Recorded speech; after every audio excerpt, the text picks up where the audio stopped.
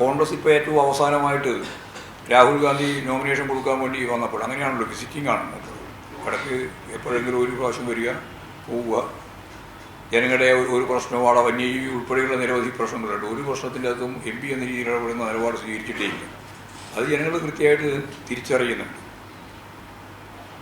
പക്ഷേ ഇപ്രാവശ്യം ഉണ്ടായിരുന്നൊരു പ്രത്യേകത, കഴിഞ്ഞ പ്രാവശ്യം വന്നപ്പോൾ ലീഗിൻ്റെ കൂടി ഉൾപ്പെടെ കോൺഗ്രസിൻ്റെ കൂടി ഉൾപ്പെടെ കാട്ടി രാജ്യവ്യാപകമായിട്ട് അത് സംബന്ധിച്ചുള്ള BJP പ്രചരണം വന്നു. പാകിസ്ഥാൻ്റെ കൊടിയാണ് എന്ന്, ലീഗിൻ്റെ കൊടിയാണ് എന്ന് പറഞ്ഞു നിൽക്കാൻ അവർക്ക് സാധിച്ചില്ല. ഇപ്രാവശ്യം അതുകൊണ്ട് അവർ തീരുമാനിച്ചു ആരുടെയും കൊടി വേണ്ട.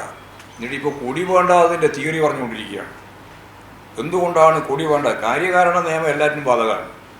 കഴിഞ്ഞ പ്രാവശ്യം കൊടി ആവാമെന്നുള്ളതിൻ്റെ കാരണം എന്താ? അതിനൊരു കാര്യമുണ്ടാവും, കാരണമുണ്ടാവും. ഇപ്രാവശ്യം വേണ്ടാന്ന് തീരുമാനിച്ചതിൻ്റെ കാരണം എന്താ?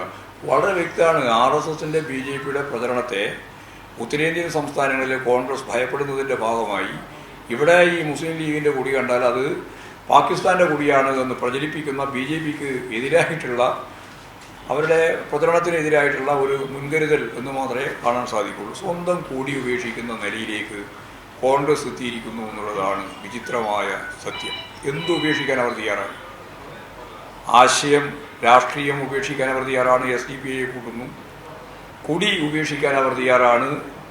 BJP നടത്തുന്ന പ്രചരണത്തെ ഭയപ്പെട്ടിട്ട്. ഇതാണ് ഇവിടെ നമുക്കെല്ലാം അറിയുന്നത് പോലെ ഏറ്റവും പ്രധാനപ്പെട്ട രാഷ്ട്രീയ പ്രശ്നത്തിൽ പോലും അവരെടുത്തുകൊണ്ടിരിക്കുന്ന നിലപാട് അവസരവാദപരമായ നിലപാടാണ്. നരേന്ദ്രമോദിയെ ഭയപ്പെട്ട്, അതുകൊണ്ടാണല്ലോ ഹിന്ദി മേഖലയിലൊന്നും മത്സരിക്കാതെ കേരളത്തിൽ ഇടതുപക്ഷ ജനാധിപത്യ മുന്നണിയുടെ കേന്ദ്രമായിട്ടുള്ള ഈ കേരളത്തിൽ വന്ന് മത്സരിക്കാൻ തന്നെ തീരുമാനിക്കുന്നതിൻ്റെ ഒരു ഭാഗമാണ്. ഹിന്ദി മേഖലയിലൊന്നും മത്സരിക്കാൻ കോൺഗ്രസിൻ്റെ സമുന്നത നേതാക്കന്മാർ രാഹുൽ ഗാന്ധിയും അതുപോലെ തന്നെ വേണുഗോപാൽ ഉൾപ്പെടെയുള്ളവർ തയ്യാറില്ല. ഇവിടെ കേരളത്തിൽ വന്നിട്ടാണ് മത്സരിക്കുന്നത്. പക്ഷെ ഇതെല്ലാം ജനങ്ങൾ കൃത്യമായിട്ട് തിരിച്ചറിയും. വർഗീയതക്കെതിരായിട്ടുള്ള പോരാട്ടം മൃദു ഹിന്ദുത്വ നിലപാട് കൊണ്ട് കൈകാര്യം ചെയ്യാനാവില്ല എന്നും, വർഗീയതയെ പ്രതിരോധിച്ചുകൊണ്ട് മാത്രമേ ഈ ഇന്ത്യയെ നിലനിർത്താൻ സാധിക്കുള്ളൂ എന്നുള്ള കാര്യത്തിൽ യാതൊരു സംശയമില്ല. അതേപോലെ വളരെ പ്രധാനപ്പെട്ട കാര്യം തന്നെയാണ് ED ഉൾപ്പെടെയുള്ളവർ നടത്തിക്കൊണ്ടിരിക്കുന്ന കടന്നാക്രമണം. ED ഇവരുടെ BJPയുടെ ഗുണ്ടാ പിരിവിൻ്റെ പ്രധാനപ്പെട്ട ഒരു കേന്ദ്രമാണെന്ന് നമുക്കെല്ലാവർക്കും കൃത്യതയോടുകൂടി മനസ്സിലായിട്ടുണ്ട്. പത്രക്കാർക്കൊക്കെ മനസ്സിലായിട്ടുണ്ട്. ഇലക്ട്രൽ ബോണ്ടിൻ്റെ ഭാഗമായിട്ട്, ഇലക്ട്രൽ ബോണ്ട് എന്ന് പറഞ്ഞാൽ പെൻഷൻ നമുക്കറിയാം, എല്ലാവർക്കും അറിയാം. അത് യഥാർത്ഥത്തിൽ ഇലക്ഷൻ ഫണ്ടാണ്. ഇലക്ഷൻ ഫണ്ട് പിരിവിനെ സംബന്ധിച്ചാണ്. അതിന് ഇലക്ട്രൽ ബോണ്ട് എന്നുള്ള പുതിയ ഓമന പേര് കൊടുത്തതാണ്. ഇന്ന് ചില മാധ്യമങ്ങൾ പറഞ്ഞിട്ടുണ്ട് ഇപ്പരിസ്ഥിതിയിൽ പിന്നെ എങ്ങനെയാണ് പുതിയ ബോണ്ട് എന്നിപ്പോൾ ചർച്ച ചെയ്യുന്നുണ്ടെന്നാണ്. ഇന്ത്യയിലെ കുത്തക കുടുംബങ്ങളുടെ പണം ഉപയോഗിച്ചുകൊണ്ട് പ്രവർത്തിക്കുന്ന പാർട്ടികളാണ് ഇന്ത്യയിലെ ബൂർഷ്വാ പാർട്ടികൾ. കോൺഗ്രസ് ആയാലും BJP ആയാലും അവർക്ക് വേണ്ടി പ്രവർത്തിക്കുന്ന പാർട്ടികളുമാണ്. BJPയും കോൺഗ്രസും കുത്തക മുതലാളിമാരുൾപ്പെടെയുള്ള ഇന്ത്യയിലെ സമ്പന്ന വർഗത്തിൻ്റെ താല്പര്യ സംരക്ഷണത്തിൻ്റെ ഉപകരണങ്ങളാണ്. അവരവരുടെ ചെലവിലാണ് പ്രവർത്തിക്കുക. അങ്ങനെയാണ് പ്രവർത്തിച്ചുകൊണ്ടേയിരുന്നത് ഇതേവരെ. അതെ, ഇനിയിപ്പോൾ ഇതിൻ്റെ അകത്ത് ഒരു പുതുമയൊന്നുമില്ല. പക്ഷേ ഒരു പുതിയ മാർഗം സ്വീകരിച്ച് ആരോടാണ് വാങ്ങുന്നത്, ആർക്കാണ് ലഭിക്കുന്നത് എന്നതുപോലും ആരും അറിയാതെ രഹസ്യമായിട്ട് കാര്യങ്ങൾ നിർവഹിക്കാൻ തീരുമാനിച്ചു. അത് തന്നെയാണ് അവരും പ്രതീക്ഷിച്ചത്. ഇത് പറയേണ്ടി വരില്ല, പുറത്തു പറയേണ്ടി വരില്ല.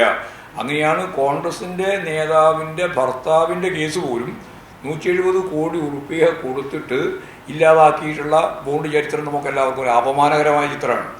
അത് കൊടുക്കാൻ കോൺഗ്രസിന് ഉളുപ്പില്ല, അല്ലെങ്കിൽ അവരുടെ കുടുംബത്തിന് ഉളുപ്പില്ല. അത് വാങ്ങാൻ BJPക്കും യാതൊരു ഉളുപ്പുമില്ല. ഇതെല്ലാം പണം എങ്ങനെ കിട്ടിയാലും കുഴപ്പമില്ല. വിവസ്ത്രവൽക്കരിക്കപ്പെട്ടിരിക്കുകയാണ് ഈ RSSൻ്റെയും BJPയുടെയും ഈ ഒരുപാട് ധോരണങ്ങളുണ്ടായിരുന്നല്ലോ. അതെല്ലാം കൃത്യമായിട്ട് ജനങ്ങൾക്ക് മനസ്സിലാക്കാൻ തുടങ്ങിയിരിക്കുകയാണ്. അപ്പോൾ സ്വാഭാവികമായിട്ടും ഈ ഏജൻസികൾ ഗുണ്ടാ പിരിവിന് പിന്തുണ നൽകുന്ന വിഭാഗമായിട്ട് മാറുകയാണ്. BJPയിലേക്ക് ചേർന്നാൽ കുഴപ്പമില്ല, കേസില്ല. BJPയിൽ ചേർന്നില്ലെങ്കിൽ പിന്നെ നിങ്ങളെ ജയിലിലടക്കുക. അതാണ് അശോക് ചൗഹാൻ ഉൾപ്പെടെ എടുത്ത നിലപാട്. അശോക് ചൗഹാൻ തന്നെ പറഞ്ഞു എന്നാണ് പറയുന്നത്, എനിക്ക് 2 വഴിയേ ഉള്ളൂ, ഒന്നുകിൽ ജയിലിലേക്ക് പോവുക അല്ലെങ്കിൽ BJPയിലേക്ക് പോവുക. ഞാൻ ഏറ്റവും നല്ലത് BJPയിലേക്ക് പോകാനാണ് തീരുമാനിച്ചത് എന്ന് അദ്ദേഹം തന്നെ, മുഖ്യമന്ത്രിയായിരുന്ന മഹാരാഷ്ട്ര മുഖ്യമന്ത്രി, കോൺഗ്രസ് നേതാവ് തന്നെ പറയുന്ന സ്ഥിതി ഉണ്ടായി എന്നാണ് വാർത്തകളിൽ നിന്ന് നമുക്ക് മനസ്സിലായത്. രാഹുൽ ഗാന്ധി തന്നെ അത് തന്നെയാണ് വിളിച്ച് ലോകത്തോട് പ്രഖ്യാപിച്ചത്. അങ്ങനെയാണ് ഉണ്ടായത്. അദ്ദേഹം കരയുകയായിരുന്നു. അപ്പോൾ കേന്ദ്ര ഏജൻസികൾ പ്രതിപക്ഷത്തിന് നേരെ കടന്നാക്രമണം നടത്തുകയാണ്.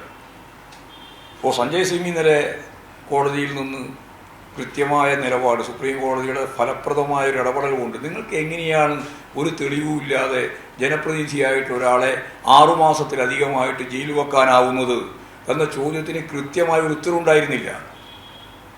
എന്തടിസ്ഥാനത്തിലാണ് എന്നുള്ളതിന് ഒരു വ്യക്തത ഉണ്ടായിരുന്നില്ല. അവസാനം ജാമ്യം കിട്ടി. ഈ ജാമ്യം കിട്ടിയിട്ടുണ്ടെങ്കിൽ ഇനി ഓരോരുത്തർക്കും ജാമ്യം കിട്ടും, ഒരു സംശയമില്ല ആ കാര്യത്തിൽ. കെജ്രിവാൾ ഉൾപ്പെടെയുള്ളവർക്കെല്ലാം ജാമ്യം ലഭിക്കും എന്നുള്ള കാര്യത്തിൽ ഒരു സംശയമില്ല. കാരണം എന്ത് തെളിവിൻ്റെ അടിസ്ഥാനത്തിലാണ്? ഇവിടെ 2 കോടി രൂപ വാങ്ങി കൊടുത്തു എന്നൊക്കെ പറഞ്ഞിട്ടാണ് അദ്ദേഹത്തെ അറസ്റ്റ് ചെയ്തത്. അദ്ദേഹം ഒരു MP ആയിരുന്നല്ലോ. അദ്ദേഹം ഇന്നലെ വ്യക്തമാക്കിയിട്ടുണ്ട്, ഇന്ത്യയിലെ വിവിധ പ്രതിപക്ഷ നേതാക്കൾക്കെതിരായിട്ട് അദ്ദേഹം എടുത്തു പറഞ്ഞ കാര്യമാണ് കേരളത്തിലെ മുഖ്യമന്ത്രിക്കും മുഖ്യമന്ത്രിയുടെ കുടുംബത്തിനുമെതിരായിട്ടുള്ള ആരോപണങ്ങളെല്ലാം ഇതിൻ്റെ ഭാഗമായിട്ട് ശക്തിപ്പെടുത്താൻ അവർ ഉദ്ദേശിക്കുന്നുണ്ട് എന്ന് അദ്ദേഹത്തിൻ്റെ സ്വീകരണ യോഗത്തിൽ സഞ്ജയ് സിംഗ് തന്നെ പറയുന്ന നില ഉണ്ടായി. അപ്പോൾ കേന്ദ്ര ഏജൻസികൾ എല്ലാ പ്രതിപക്ഷ രാഷ്ട്രീയ പ്രസ്ഥാനങ്ങൾക്കെതിരായിട്ട് BJPക്ക് വേണ്ടി രാഷ്ട്രീയ പ്രവർത്തനം നടത്തിക്കൊണ്ടിരിക്കുകയാണ്. അതാണ് നമ്മൾ മുമ്പിൽ നിന്ന് കാണാൻ കഴിയുന്ന ഏറ്റവും പ്രധാനപ്പെട്ട ചിത്രം. ഇവരെല്ലാം നടത്തിക്കൊണ്ടിരിക്കുന്നത് എന്തെങ്കിലും രീതിയിൽ അന്വേഷണമല്ല, കൃത്യമായ രാഷ്ട്രീയമാണ്. അത് BJP രാഷ്ട്രീയമാണ്, BJPക്ക് വേണ്ടിയുള്ള രാഷ്ട്രീയമാണ്. ഇതാണ് ഏജൻസികളുടെ പണി. പ്രതിപക്ഷ നേതാക്കൾക്കെതിരായിട്ടുള്ള ഫലപ്രദമായിട്ടുള്ള ഒരു രാഷ്ട്രീയ ഇടപെടലാണ് BJPക്ക് വേണ്ടി ഈ ഓരോ സംവിധാനങ്ങളും. അത് ED മാത്രമല്ല, ഇപ്പോൾ നമുക്കെല്ലാം അറിയുന്ന ഇൻകം ടാക്സ് ഉൾപ്പെടെയുള്ള എല്ലാ വിഭാഗവും അങ്ങനെയാണ് നടത്തിക്കൊണ്ടിരിക്കുന്നത്.